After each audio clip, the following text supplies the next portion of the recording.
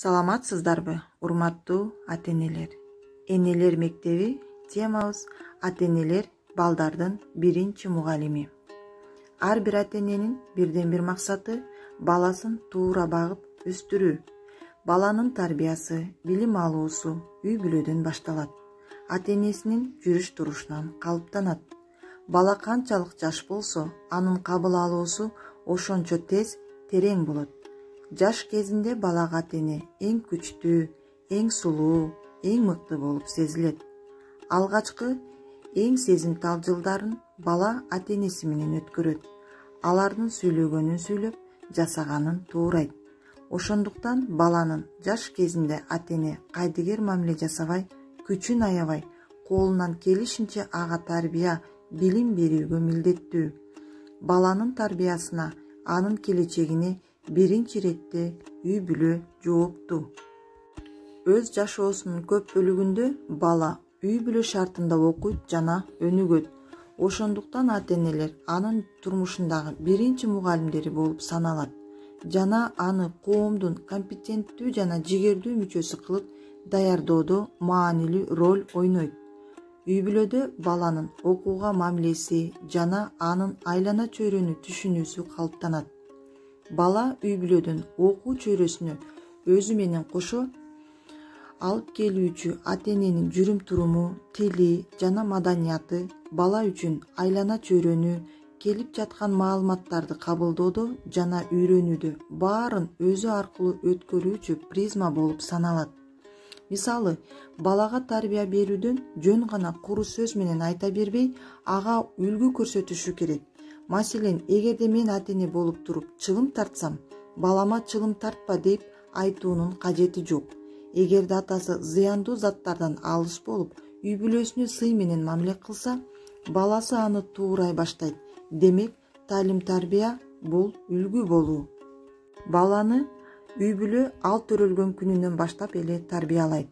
Эненин карап, эмизип, режим сактоосу, ага жасаган мамилеси бөбөктүн биринчи адаттарынын калыптануусуна таасир тийгизет. Үй бүлөдөгү баардык адамдар анын тарбиячысы. Алардын ар биринин жүрүш турушу бөбөктүн көңүлүн бурат, анын инсан катары өсүшүнө өбөлгө түзөт. Үйдөгү ар бир буюм, үйдүн жасалгасы, үй бүлөнүн жашоо тартиби ага чоң таасир тийгизет. Бөбөк басып сүйлөй баштаганда бул факторлордун ролу ого бетер күчөйт. Үй бүлөнүн алдына жаңы педагогикалык милдеттер коюлат. Эң негизгиси балага үйдөгүлөрдүн баары бирдей талап коюусу керек. Бири катуу талап, экинчиси өтө жумшак, бири жазаласа, экинчиси мактаса, бала сөзсүз айнейт. Ар кандай кырдаалды өз талабын канааттандырууга пайдалануу ыгын издей баштайт. Ал эми бирдей талап болсо, айтканды аткарып, элпек болуп чоңоет.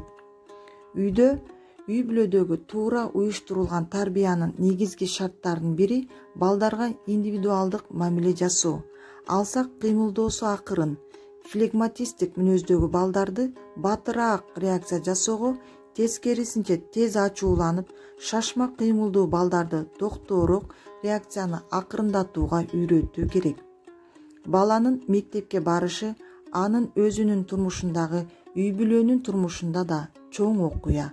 Ушундан баштап тарбия үйдө да, мектеп жамаатында да жүргүзүлөт. Мындан үй бүлөнүн тарбиялык ролу эч кандай төмөндөбөйт.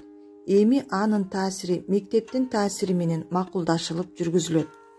Үй бүлөнү баланын алган баасы гана кызыктырбастан, анын турмушуна кирип жаткан жаңылыктар да кызыктырууга тийиш.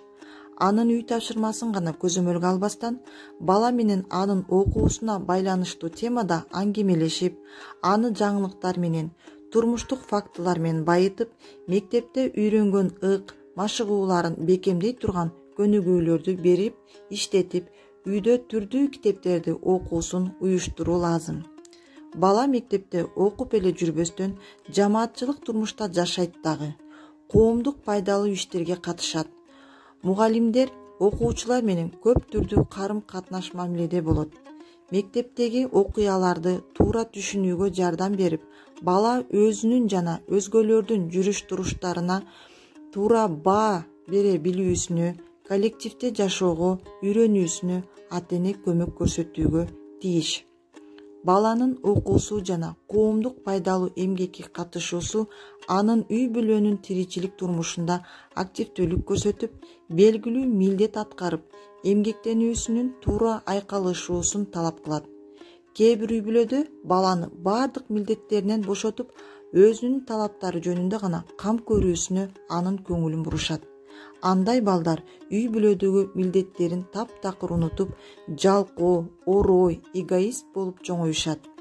Мунун негизги себеби ата-энелердин бактылуу балалык жөнүндөгү туура эмес түшүнүгү.